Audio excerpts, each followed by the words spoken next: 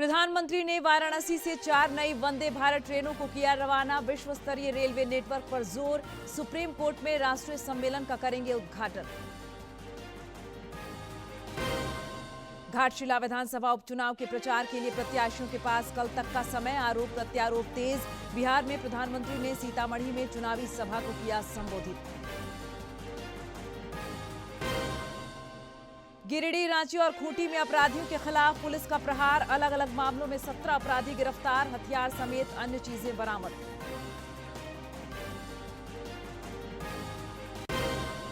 और रांची में रक्षा राज्य मंत्री की पहल पर सांसद खेल महोत्सव के तहत फुटबॉल प्रतियोगिता शुरू। स्कूली बैंड प्रतियोगिता में खूंटी, रांची और पश्चिमी सिंहभूम बने विजेता।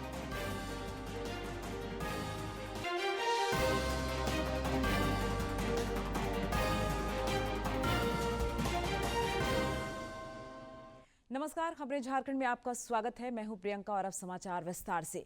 बुलेटिन की शुरुआत करेंगे प्रधानमंत्री के वाराणसी दौरे की खबर के साथ। प्रधानमंत्री नरेंद्र मोदी ने आज वाराणसी रेलवे स्टेशन से 4 नई वंदे भारत एक्सप्रेस ट्रेनों को रवाना किया। उन्होंने इस अवसर पर कहा कि ये ट्रेनें देश के रेल नेटवर्क का एक नया अध्याय हैं जो यात्रा को तेज, आरामदायक और आधुनिक बनाएंगी। श्री मोदी ने कहा कि इस तरह की सुविधाएं न केवल यात्रियों की यात्रा को बेहतर बनाएंगी बल्कि क्षेत्रीय विकास, पर्यटन और आर्थिक प्रगति में भी मदद करेंगी। प्रधानमंत्री ने यात्रियों को देश में विश्व स्तरीय रेलवे नेटवर्क मुहैया कराने की प्रतिबद्धता दोहराई।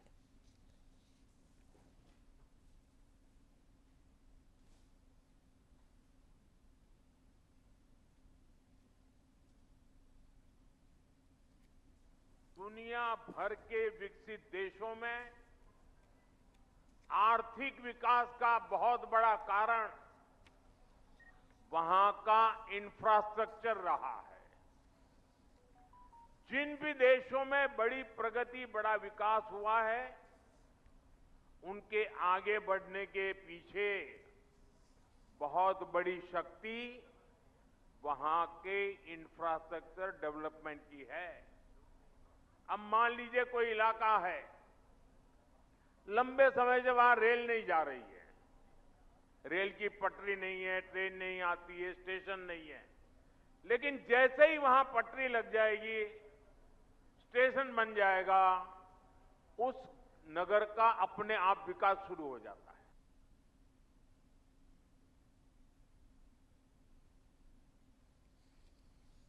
प्रधानमंत्री नरेंद्र मोदी का उनके संसदीय क्षेत्र वाराणसी में स्वागत और अभिनंदन भी हुआ। रोड शो के दौरान प्रधानमंत्री और काशी के लोगों के बीच गजब की बाउंडिंग दिखी।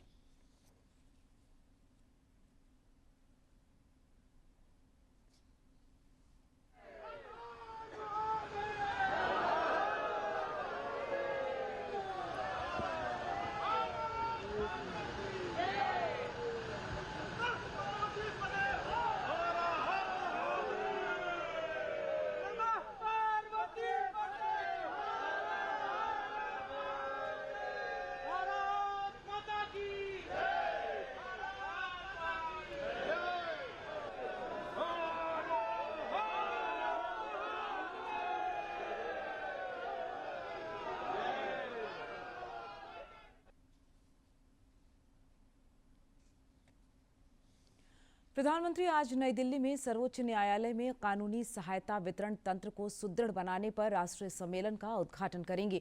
वे राष्ट्रीय विधिक सेवा प्राधिकरण द्वारा तैयार सामुदायिक मध्यस्थता प्रशिक्षण मॉड्यूल का शुभारंभ भी करेंगे। प्रधानमंत्री नरेंद्र मोदी आज शाम लगभग 5 बजे सुप्रीम कोर्ट में कानूनी सहायता वितरण तंत्र सशक्तिकरण विषय पर राष्ट्रीय सम्मेलन का उद्घाटन करेंगे और उसे संबोधित भी करेंगे। राष्ट्रीय विधिक सेवा प्राधिकरण नालसा द्वारा आयोजित इस 2 दिवसीय सम्मेलन का मुख्य उद्देश्य न्याय तक पहुंच को बढ़ाना और कानूनी सहायता प्रणाली की दक्षता में सुधार लाना है। ये कार्यक्रम के दौरान प्रधानमंत्री वैकल्पिक विवाद समाधान को बढ़ावा देने और जमीनी स्तर पर कानूनी सशक्तिकरण को मजबूत करने के लिए नालसा द्वारा विकसित सामुदायिक मध्यस्थता प्रशिक्षण मॉड्यूल का भी शुभारंभ करेंगे। सम्मेलन में कानूनी सेवा ढांचे के प्रमुख पहलुओं पर विचार विमर्श किया जाएगा, जिसमें कानूनी सहायता, बचाव परामर्श प्रणाली, पैनल वकीलों की भूमिका, स्थायी लोक अदालतें और कानूनी सेवा संस्थानों का वित्तीय प्रबंधन शामिल है। विधिक सेवा प्राधिकरण अधिनियम 1987 के तहत स्थापित नालसा का उद्देश्य समाज के हाशिए पर और वंचित वर्गों को मुफ्त कानूनी सहायता प्रदान करना और न्याय तक पहुंच सुनिश्चित करना है। और अब बात बिहार विधानसभा चुनाव की। पड़ोसी राज्य बिहार में 11 नवंबर को विधानसभा चुनाव के सिलसिले में दूसरे और अंतिम चरण का मतदान होगा, जिसे लेकर धुआंधार प्रचार जारी है। प्रधानमंत्री नरेंद्र मोदी ने आज सीतामढ़ी में एक चुनावी सभा को संबोधित किया और सुशासन के लिए एनडीए प्रत्याशियों को जिताने की अपील की। दुनिया की किसी भी ताकत से बड़ी ताकत होती है जनता जनार्दन का आशीर्वाद। इससे बड़ी कोई ताकत नहीं होती है। और हम आज सीतामढ़ी में जो माहौल देख रहे हैं, दिल को छूने वाला है, दिल को छूने वाला है।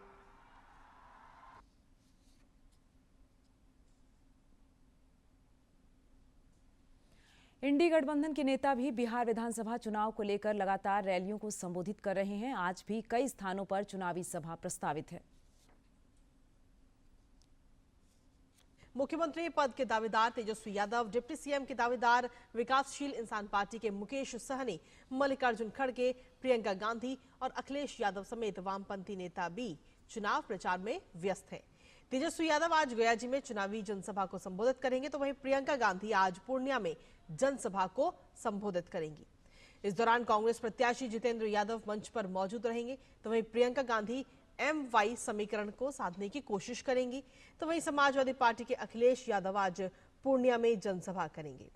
अखिलेश यादव पूर्णिया के धमदाहा में महागठबंधन प्रत्याशी संतोष कुशवाहा के लिए वोट की अपील करेंगे।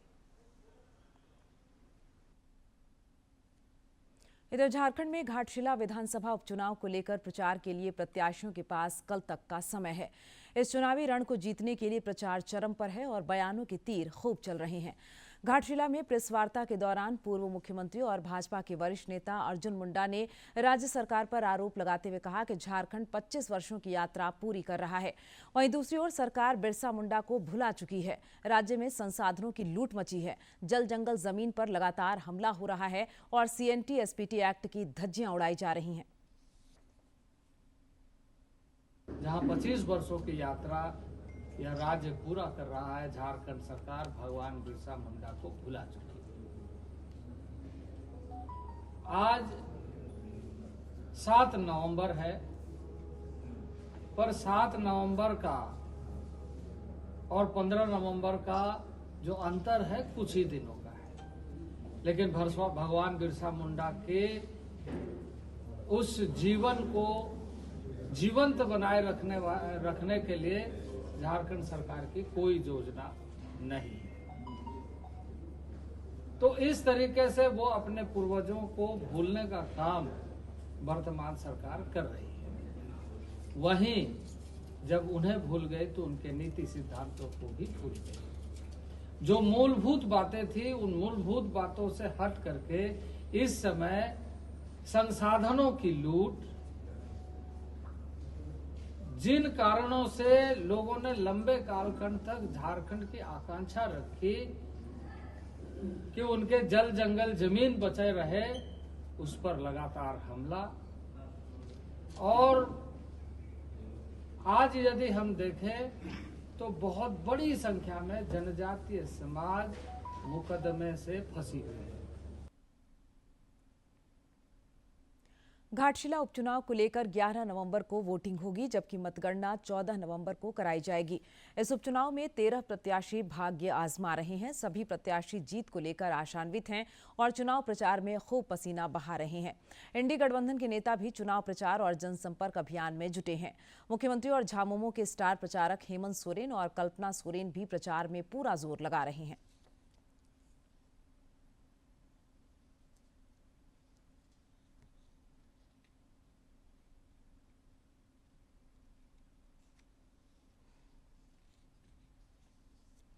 आगामी 15 नवंबर को राज्य का स्थापना दिवस मनाया जाएगा। सरकारी स्तर पर जहां 25वीं वर्षगांठ को लेकर कई कार्यक्रम प्रस्तावित हैं, वहीं झारखंड चैंबर ऑफ कॉमर्स द्वारा भी विविध कार्यक्रम आयोजित किए जा रहे हैं। समाज सेवी अतुल गेरा ने बताया कि स्थापना दिवस के उपलक्ष्य में चैंबर द्वारा कल रक्तदान शिविर का आयोजन होगा। इस मौके पर चैंबर के महासचिव रोहित अग्रवाल समेत अन्य लोग मौजूद थे।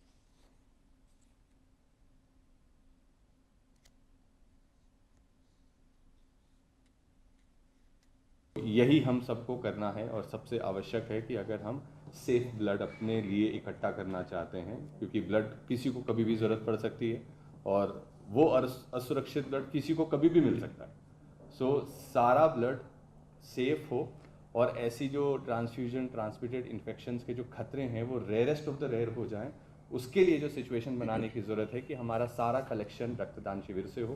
पहले तो ब्लड डोनेशन कैंप ऑर्गेनाइज कर रहे हैं 9 तारीख रविवार को, और आप माध्यम से मैं प्रचार भी इसका करना चाहूँगा और एक रिक्वेस्ट करना चाहूँगा कि मैक्सिमम से मैक्सिमम लोग इसमें आए और इसमें पार्टिसिपेट करें, इस नोबल कॉज में बढ़ चढ़ के हिस्सा लें।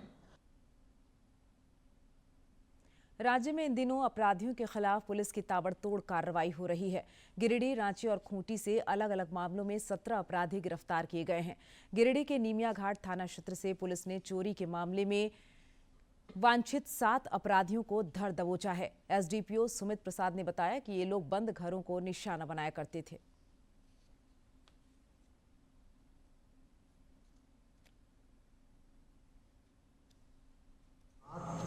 अज्ञात अपराधियों को पकड़ा गया है, जिनके पास से घटना कारित करने वाले जो हथियार हैं और घटना में जो चोरी की गई जेवरात में से कुछ जेवरात हैं और उनका एक आधार कार्ड जो है उनके पास से बरामद किया गया है। और ये जो लोग हैं ये इनके ऊपर तकरीबन जो जानकारी में है वो 25 मुकदमे अभी तक जानकारी में आए हैं, जिन्होंने पूर्व के कई घटना में जो डुमरी थाना क्षेत्र में भी जो घटना हाल में हुआ है उसमें भी ये लोग संलिप्त थे। बोकारो में जो कुछ घटनाक्रम हुआ है उसमें संलिप्त है और बिरनी के जो घटनाक्रम है उसमें भी ये लोग संलिप्त थे। कुछ लोग जेल से भी जस्ट छूटे हैं और कुछ लोग जो है इसमें फरारी चल रहे थे, सभी को गिरफ्तार किया गया। इधर रांची के ठाकुरगांव थाना क्षेत्र से पुलिस ने एक व्यवसायी से रंगदारी मांगने वाले 2 अपराधियों को गिरफ्तार किया है। ग्रामीण पुलिस अधीक्षक प्रवीण पुष्कर ने बताया कि गिरफ्तार अपराधियों के पास से मोबाइल समेत अन्य चीजें बरामद की गई हैं।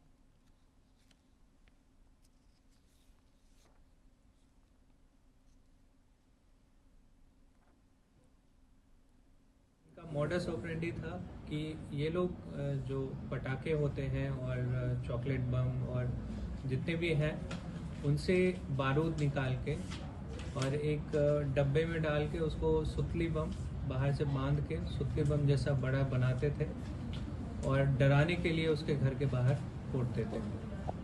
तो हमारे पास एक्सप्लोसिव भी बरामद हुए हैं और जिस फ़ोन से धमकी दिया जा रहा था, रंगदारी की मांग की जा रही थी, वो फ़ोन और सिम दोनों बरामद हुआ है। 6 लोगों का गिरोह है। ये पहले भी और लोगों से रंगदारी मांग चुके हैं, जिसमें 2 लोगों की गिरफ्तारी हुई है और 4 लोग अभी भी फरार हैं। खूंटी में भी अपराधियों के खिलाफ पुलिस एक्शन में है। जिले के मारंगहादा थाना क्षेत्र में लूट कांड का खुलासा करते हुए पुलिस ने 4 आरोपियों को गिरफ्तार कर जेल भेज दिया। इधर रनिया थानेदार पर जानलेवा हमले के मामले में पुलिस ने 2 और आरोपियों को गिरफ्तार किया है।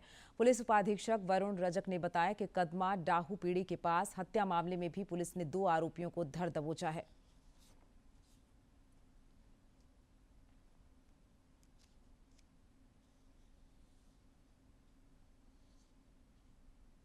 लूट की घटना खारिज किया गया था। इसमें व्यापारियों से 40,000 रुपया की लूट हुई थी। कांड का उद्भेदन करते हुए इस घटना में संलिप्त 4 व्यक्तियों को गिरफ्तार किया गया है, जिन्होंने अपनी संलिप्तता स्वीकार की है। साथ ही घटना में प्रयुक्त मोटरसाइकिल, 2 मोबाइल फोन और एक देसी पिस्टल बरामद किया गया है। राज्य में नक्सलियों के खिलाफ भी सुरक्षा बलों और पुलिस का अभियान लगातार जारी है, जिसमें आशातीत सफलता भी मिल रही है। पश्चिमी सिंहभूम जिले के सारंडा क्षेत्र में हथियार, गोला बारूद और विस्फोटकों का जखीरा बरामद किया गया है। बताया जा रहा है कि नक्सलियों से हुई मुठभेड़ के बाद सुरक्षा बलों ने क्षेत्र में सर्च अभियान चलाया, जिसमें भारी मात्रा में हथियार, गोला बारूद और आईईडी समेत अन्य सामग्रियां बरामद की गई।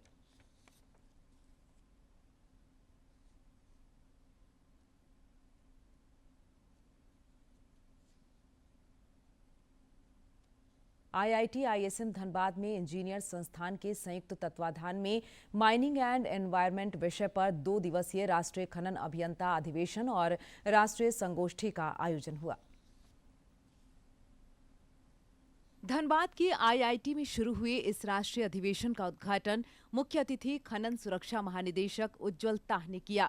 कार्यक्रम की अध्यक्षता IIT के निदेशक प्रोफेसर सुकुमार मिश्रा ने की, जबकि BCCL के CMD मनोज कुमार अग्रवाल और बिरला कॉरपोरेशन के सूरज गुप्ता विशिष्ट अतिथि के रूप में मौजूद रहे। यह मंच देश के शीर्ष खनन विशेषज्ञों, शिक्षाविदों और नियामकों को एक साथ लाया है। जो इंडस्ट्री है, जो प्रकृति का विरुद्ध हम लोग युद्ध करते हैं, तो उसका इस कार्यक्रम में प्रकृति का जो हम लोग लगातार जो लड़ाई लड़ते हैं, उसके लिए वातावरण परिवेश का दूषण होने का संभावना है। उनका पारिपार्श्विक जो परिस्थिति है, उनका जो जंगल है, जो जीव है, उनके पास असर पड़ता है, इंक्लूडिंग ह्यूमन। तो उस दिशा में हम लोग को सस्टेनेबल माइनिंग एक कॉन्सेप्ट है, बहुत दिन से आ रहा है, तो सबको लेके चलना। IIT के निदेशक प्रोफेसर सुकुमार मिश्रा ने अधिवेशन की महत्ता पर प्रकाश डाला और कहा कि यह संगोष्ठी भारत के खनन भविष्य के लिए एक रोड मैप तैयार करने में सहायक सिद्ध होगी। भारत का अभी क्षमता है वो है डिजिटाइजेशन, एंड डिजिटाइजेशन की दिशा में भारत बहुत आगे चला गया है। भी पूरी वर्ल्ड के साथ तालमेल लगा के चल रहा है। इसीलिए डिजिटाइजेशन को लेके सस्टेनेबल माइनिंग में कैसे आगे जाएंगे, इसके ऊपर ये चर्चा आज इधर होगी। BCCL के CMD मनोज कुमार अग्रवाल ने भी इस महत्वपूर्ण आयोजन में अपनी भागीदारी सुनिश्चित की और खनन उद्योग की चुनौतियों और अवसरों पर अपने विचार रखे। स्टार्टिंग में जैसा हम लोगों ने लिया था, उससे भी बेहतर बना करके कि उनका जीवन यापन माइन समाप्त होने के बाद भी चलता रहे, उस दिशा में और उस सारे विषयों को कवर करता हुआ यह 2 दिन का सेमिनार 2 दिन का यह है। और BCCL पर्यावरण के क्षेत्र में हमेशा से जैसे लगा है, उससे और बेहतर करने की कोशिश करता है। IIT धनबाद का यह राष्ट्रीय मंच एक बार फिर यह साबित करता है कि यह संस्थान न केवल खनन शिक्षा बल्कि देश के खनन भविष्य को दिशा देने में भी अग्रणी है। पर्यावरण को केंद्र में रखकर की जा रही यह संगोष्ठी निश्चित रूप से भारत के खनन उद्योग के लिए एक नई और सुरक्षित राह तैयार करेगी। धनबाद से DD न्यूज के लिए अजय कुमार सिन्हा की रिपोर्ट। भगवान बिरसा मुंडा की 150वीं जयंती को लेकर उनकी जन्मस्थली उलिहातू में तैयारियां जोरों पर है।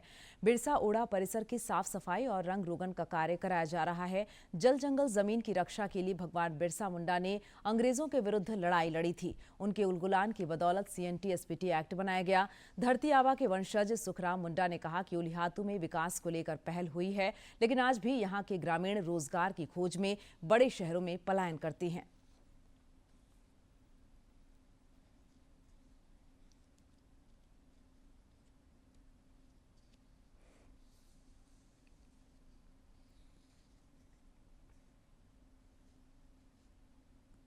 अच्छा से जैसे बिजली आ रहा है, रोड अच्छा है और अस्पताल भी है, सब वो तो ठीक रहा है, चल रहा है।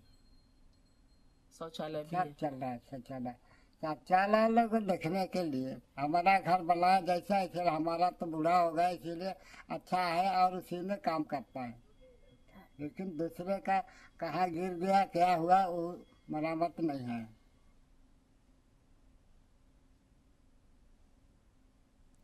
प्रधानमंत्री नरेंद्र मोदी ने पूर्व उप प्रधानमंत्री लालकृष्ण आडवाणी को आज उनके जन्मदिन पर हार्दिक बधाई और शुभकामनाएं दी हैं। श्री आडवाणी को राम मंदिर आंदोलन समेत देश के नवनिर्माण के लिए याद किया जाता है। भारतीय राजनीति में एक मजबूत, दूरदर्शी और सशक्त नेतृत्व के प्रतीक भारतीय जनता पार्टी के संस्थापक सदस्यों में से एक लालकृष्ण आडवाणी जी का नाम स्वर्ण अक्षरों में दर्ज है। 8 नवंबर 1927 को अविभाजित भारत के सिंध प्रांत में जन्मे आडवाणी जी का जीवन राष्ट्रभक्ति और राष्ट्रवाद के विचारों से ओतप्रोत रहा है एवं राष्ट्र निर्माण में उनके अतुलनीय योगदान के सम्मान के लिए उन्हें भारत रत्न देने का ऐलान हुआ। लालकृष्ण आडवाणी जी का पूरा जीवन निष्काम भाव से राष्ट्र निर्माण के लिए समर्पित है। महज 14 वर्ष की आयु में राष्ट्रीय स्वयंसेवक संघ से जुड़कर उन्होंने अपना जीवन राष्ट्र सेवा को समर्पित कर दिया। भारतीय जनसंघ की स्थापना के बाद 1957 में वो अटल बिहारी वाजपेयी के राजनीतिक सहयात्री बने। 1958 से 1963 तक दिल्ली प्रदेश जनसंघ में सचिव के पद पर रहे।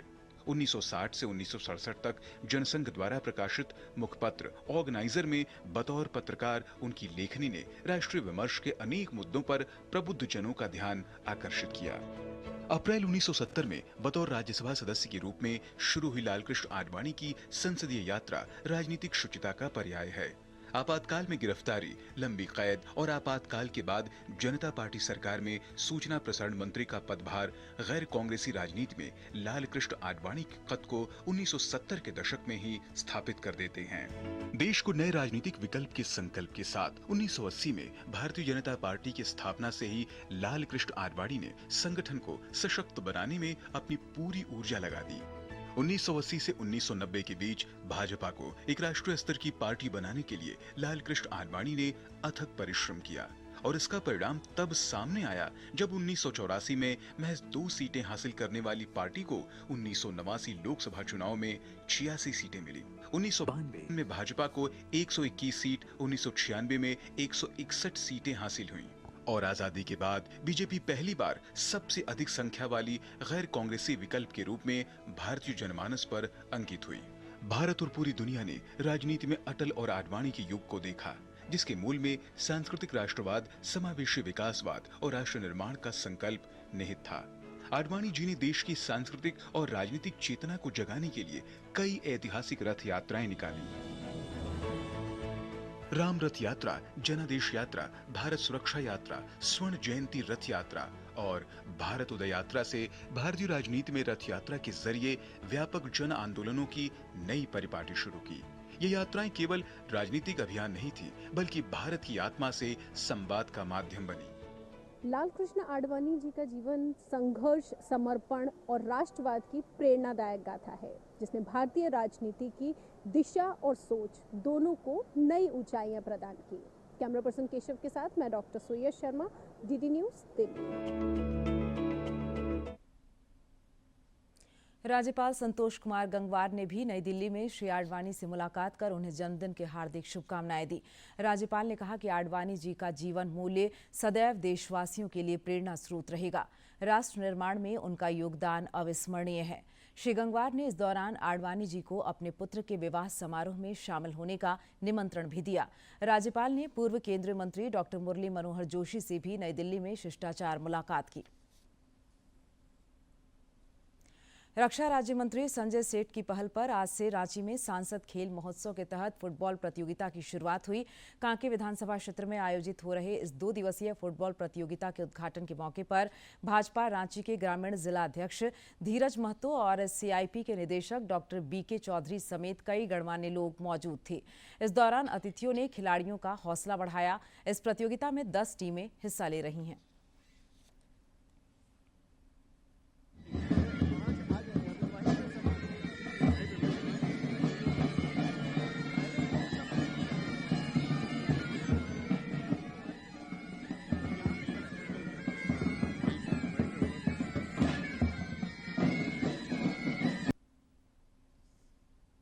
रांची में स्कूली शिक्षा एवं साक्षरता विभाग के तत्वाधान में आयोजित राज्य स्तरीय स्कूली बैंड प्रतियोगिता का कल समापन हो गया।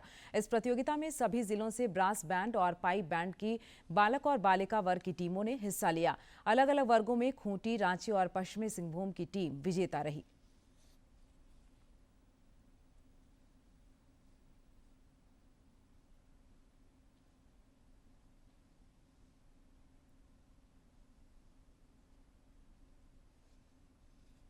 और अब कुछ खबर राज्य के विभिन्न जिलों से फटाफट अंदाज में।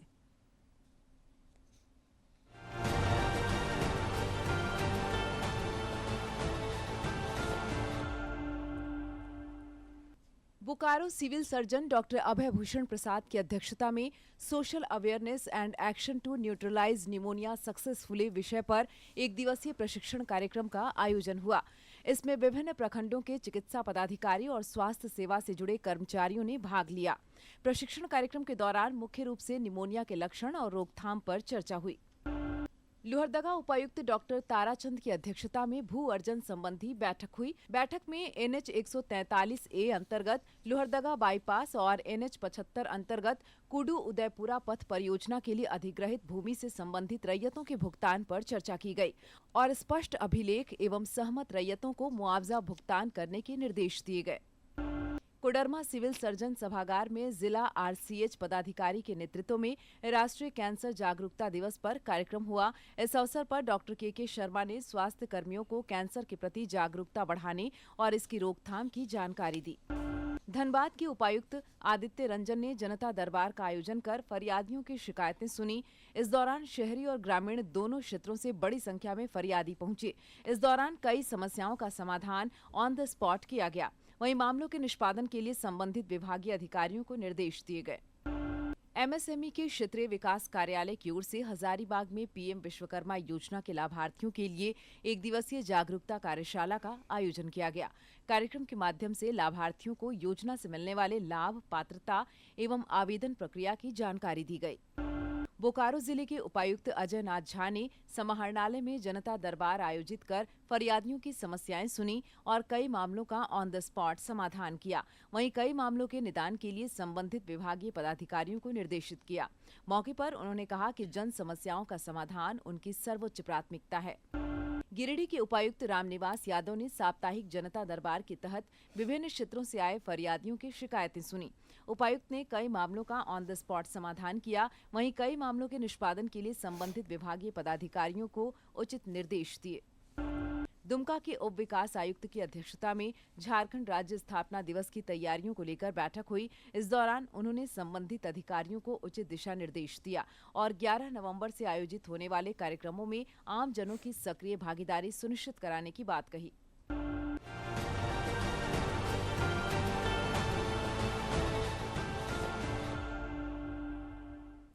आगे बढ़ेंगे, रुक कर लेते मौसम का। राज्य में ठंड में लगातार वृद्धि हो रही है। न्यूनतम तापमान में धीरे धीरे 3 से 5 डिग्री सेल्सियस तक की बड़ी गिरावट हो सकती है। 12 नवंबर तक सवेरे कोहरा या धुंध की स्थिति रह सकती है। हालांकि मौसम शुष्क और आसमान साफ रहेगा। इधर पिछले 24 घंटे के दौरान गुमला में न्यूनतम 10.9 डिग्री सेल्सियस रिकॉर्ड किया गया, जो राज्य में सबसे कम रहा।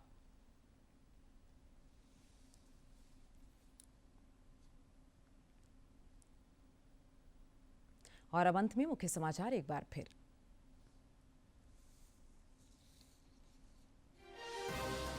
प्रधानमंत्री ने वाराणसी से 4 नई वंदे भारत ट्रेनों को किया रवाना। विश्व स्तरीय रेलवे नेटवर्क पर जोर। सुप्रीम कोर्ट में राष्ट्रीय सम्मेलन का करेंगे उद्घाटन। घाटशिला विधानसभा उपचुनाव के प्रचार के लिए प्रत्याशियों के पास कल तक का समय। आरोप प्रत्यारोप तेज। बिहार में प्रधानमंत्री ने सीतामढ़ी में चुनावी सभा को किया संबोधित। गिरिडीह, रांची और खूंटी में अपराधियों के खिलाफ पुलिस का प्रहार। अलग अलग मामलों में 17 अपराधी गिरफ्तार। हथियार समेत अन्य चीजें बरामद।